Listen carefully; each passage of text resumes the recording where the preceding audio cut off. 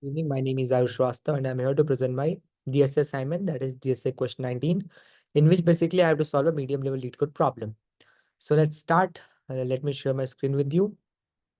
Yeah, so my screen is visible now. Now let's move on to the instructions. First of all, this is the lead code homework set 19 or the DSA question 19. It says that you have to submit a video solution for any medium level lead code problem, explain the approach for it, and then I have to submit the solution to show the final output to you that it has been accepted or not.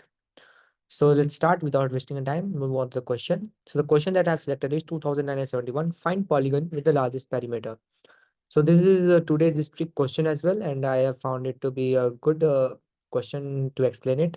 It's a medium level problem. It says that you are given an array of positive integer nums of length n. A polygon is a closed plane figure that has at least three sides. The longest side of polygon is smaller than the sum of its three sides. Conversely, if you have k, that is k greater than or equal to 3 positive real numbers a1 to ak, where a1 is less than or equal to a2 and a2 is less than or equal to a3, that's such as ak. And a1 plus a2 plus a3 dot ak minus 1 is greater than ak. Then there always exists a polygon with k side whose length are a1, a2, a3, just as ak. The perimeter for polygon is the sum of its side. Return the largest possible perimeter of a polygon whose sides can be formed from nums or minus 1 if not possible to create a polygon. So basically, I have a set of numbers in the integral array nums, in which I have to find the maximum possible perimeter by using the sides of those, basically taking those numbers as a side of the polygons. Now, polygon is a closed figure containing more than three sides, more than two sides, or greater than three or equal sides, because the smallest polygon with the small number of faces, the smallest number of faces, triangle that has three sides. Rest, you have a square, rectangle, pentagon, hexagon, octagon, nonagon, hexagon, etc. So I have to find that using those numbers, what is the polygon that I can form that will have the maximum largest perimeter. So like in this question, there are three sides. So I will simply add those three sides. So to get the 15. Now there is one more thing. In a polygon, then the sum of two sides will be always be greater than the third side. So that is basically, as mentioned here, the longest side polygon is smaller than the sum of other side. Okay. So sum of two side will be greater than the third side as always. So for what should be approach for solving the question? So I have used a very simple approach to solve the question. Let me explain you how does the code works. First of all, I have taken the sum equals to 0 and variable 0, sum named as sum, that will have the value assigned 0. Then I have arrays dot sort num. What I have done is that I have simply sorted those numbers in the array so that it will be easier for me to obtain the result. Now I have used a for each loop in which the num represents the numbers in the array nums. And then I have created sum plus equal num, basically, which simply means that I have added all those numbers and stored in the variable sum. Now, let us understand what would happen after that. N equal to nums dot length. Simple.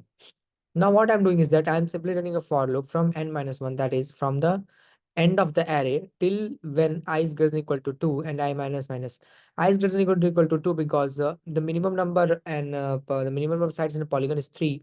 So basically 1, 2, and it's greater than equal to 2. So 0, 1, 2, it must should have three sides. That's why I have taken I greater than equal to 2 and I minus minus. That means after each iteration of loop, the value of I will decrease. Okay, it simply move from right to the left side. It simply means that. Now this I don't know what this approach is known as, but it will return the solution for it. How does it work? Let us understand that the main process is how does it works. Now let's say we have this one. This is simply 555. So I'm not taking this because that will simply return 15. So there's nothing thrill in solving this. Let's understand this one. How does it works? After sorting these numbers, it will be like 1, 1, 2, 3, 5, 12, and 50. Okay, this will be like that. Let's just type it.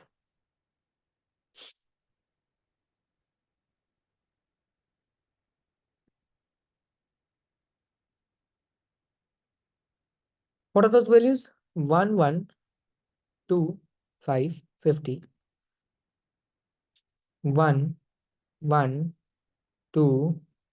Then we have 1, 1, 2, 3, 5, 12, 50. 3, 5, 12, 50. Okay, we have 1, 1, 2, 3, 5, 12, 50. Let's make it a little bit larger. Okay, so I'm setting my pointer basically on the last one, like this.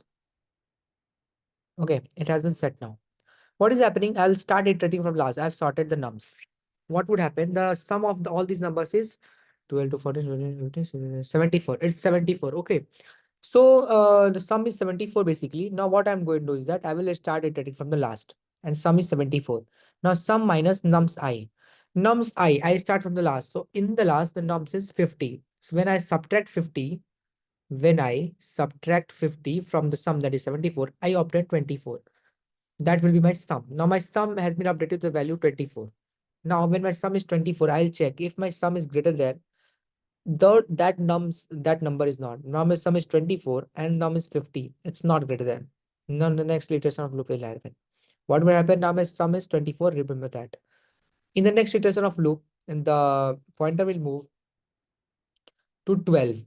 Now it's 12. 24 and 24, it will be, and the next number is 12. 24 minus 12. Now sum is equal to 12. Sum 12 is greater than numbers or not. Number is 12 itself. So it's not greater than, it's equal. Nothing will happen. Next iteration of loop will happen. Now my pointer will move on to 5. Okay. Now my value in the last, the sum of the value of sum in the last step was 12. Remember that. Now when it's 12, now and the number that I obtained in the third iteration is 5. 12 minus 5. What it is? What is it? It's 7 now. Now the sum is up, the value of the sum is updated to 7. Sum that is 7 and nums I in in this step is 5. So 7 is greater than 5. Yes, 7 is greater than 5. So this condition is true. So I will simply return sum plus nums I. That is sum that was 7 and nums I was 5. So 7 plus 5, 12. I will simply return 12. So that is my answer.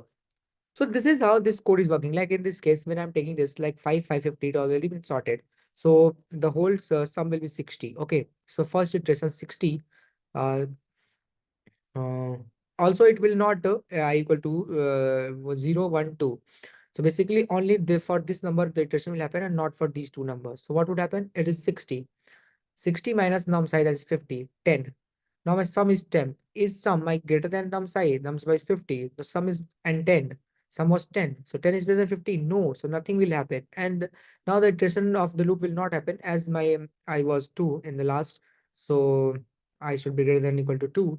So it will not move ahead. And then I'll simply return -1, like as in the case the -1 has been returned. So this is how this particular code is working. I'm just taking the sum, the first of all sorting the arrays and then taking the sum and then start from iterating from the last, then keep subtracting that number from the last, like in the keep iterating and then subtracting the number from the last and updating the value of num and then checking the if the condition is true or not, if my sum is greater than the num I or not. If it is greater, I've simply done the sum plus num I. So this is how this code is working, and I hope you have understand it. So this problem has been solved. Let us submit it to the final solution.